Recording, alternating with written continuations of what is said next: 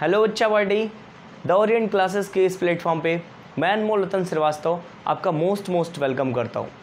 दोस्तों, इस क्लास में हम लोग जो पढ़ेंगे ना, वो हम लोग पढ़ेंगे टर्मिनल वेलोसिटी को।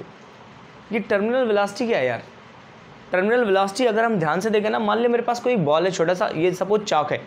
हाँ, ठीक है, इसको मैंने राउंड करके क्या बना लिया, एक बॉल बना लिया, ठीक है। और इस बॉल को मैंने क्या किया, एक अपने पास कंटेनर है, हमने एक कंटेनर लिया और इस कंटेनर में क्या किया, लिक्विड को भर दिया।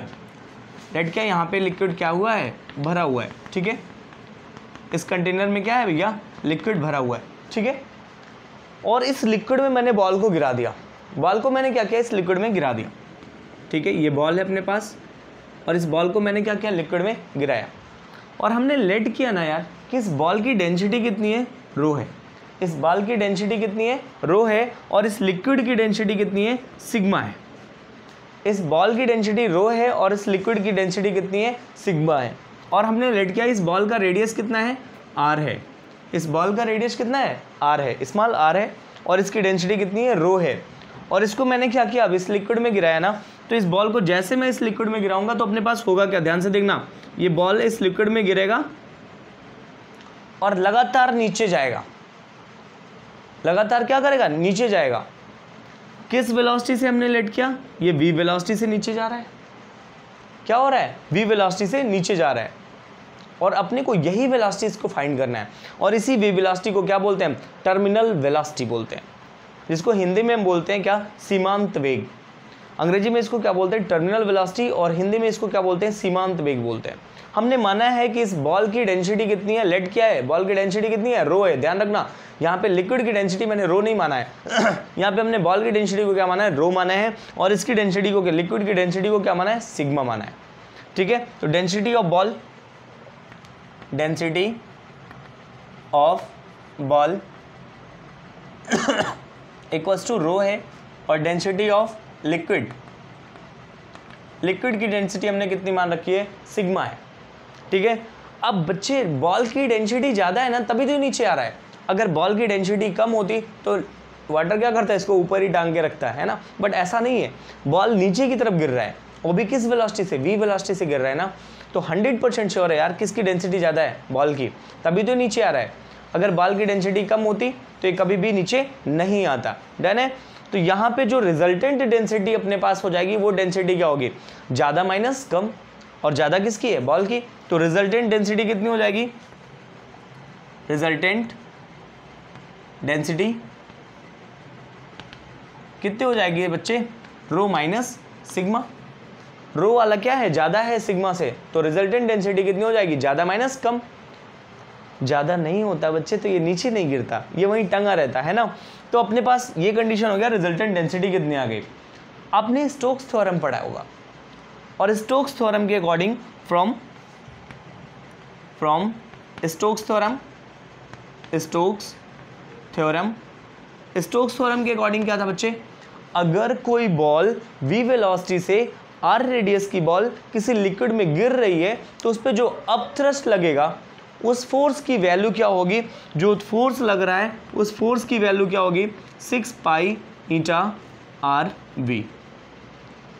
अगर कोई बॉल है r रेडियस का जो v वेलोसिटी से नीचे की तरफ गिर रहा है, तो उस पर जो फोर्स लगेगा ऊपर की तरफ, उस फोर्स की वैल्यू क्या होगी, 6 पाई ईटा आर वी, जो क्या करेगा, इसके मोशन का अपोज करेगा। ये किसके अकॉर्डिंग था, स्टोक्स थ्योरम के अकॉर्डिंग था। यार अपने को तो ये चीज़ लग गया ना कि हाँ फोर्स कितना लग रहा है, 6 पाई ईटा आर वी लग रहा है, जो इसको ऊपर की तरफ भेज रहा है, तो इसको नीचे की तरफ कौन लेकर रहा है, इसका वेट।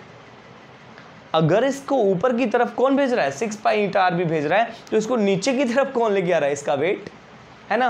तो मैं लिख सकता हूँ क्या, since F is equal to 6 pi eta are V, ये कहाँ लग रहा है, डाउनवर्ड लग रहा है या अपवर्ड लग रहा है, ये हमेशा अपवर्ड लगेगा, जो इसके मोशन का क्या करेगा, अपोज करेगा। तो नीचे की तरफ कौन लग रहा है, mg, इसका वेट, है ना। तो इसके इक्वल्स टू क्या मैं लिख सकता हूँ, m इंटू जी। क्या होगा, इसका वेट जो क्या कर रहा है, डाउनवर्ड काम कर रहा है, जो इसको नीचे की तरफ लेके जा रहा है, और ये क्या कर रहा है, ऊपर की तरफ काम कर रहा है, ठीक है। बच्चे अपने को मास नहीं पता है कि इस बॉल का मास कितना है, तो हम लोग इसको चेंज करते हैं वॉल्यूम के फॉर्म में। और डेंसिटी के फॉर्म में। तो आपने पढ़ा है क्या 6 pi eta are v is equal to mass क्या होता है डेंसिटी इंटू वॉल्यूम, और रिजल्टेंट डेंसिटी कितनी है रो माइनस सिग्मा।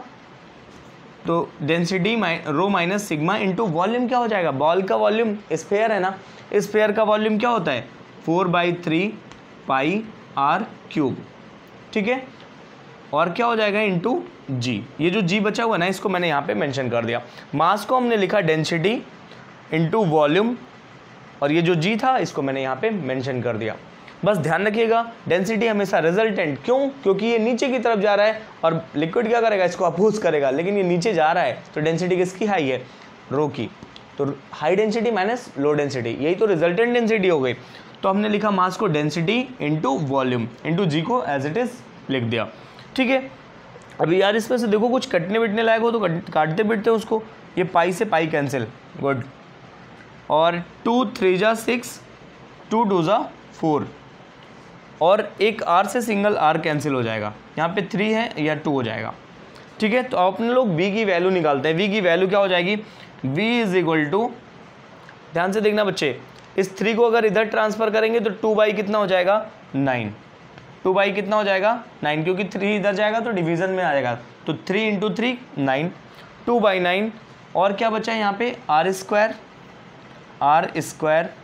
और क्या है रो माइनस सिग्मा इंटू क्या बचा है जी, और इधर क्या बचा हुआ है ईटा सिर्फ बचा हुआ है ना, इधर क्या बचा हुआ है ईटा बचा हुआ है। आपको पता ही है ईटा क्या होता है, coefficient of viscosity, coefficient of viscosity, ठीक है। और यही जो v की वैल्यू आ रही है अपने पास, यही क्या हो जाएगी आपकी टर्मिनल वेलोसिटी, क्या हो जाएगी ये टर्मिनल वेलोसिटी। तो हम लोगों ने क्या देखा टर्मिनल वेलोसिटी, ठीक है भैया, वेलोसिटी। और अपने को टर्मिनल वेलोसिटी की वैल्यू क्या मिल गई 2/9 r square rho minus sigma into g upon eta, ठीक है। तो आई थिंक आपको ये चीज़ें समझ में आई होंगी। अगर आपको चीज़ें समझ में आए हो तो आप प्लीज़ चैनल को एक बार सब्सक्राइब कीजिए और वीडियो को लाइक करके ज़्यादा से ज़्यादा अपने दोस्तों में शेयर कर दीजिए, ठीक है। और ऐसे ही हम लोग वीडियो को लगातार छोटे छोटे क्लिप में बनाते रहेंगे, जिससे आपकी टाइमिंग की भी सेविंग हो जाएगी और आपको कॉन्सेप्ट भी समझ में आएगा। Thank you.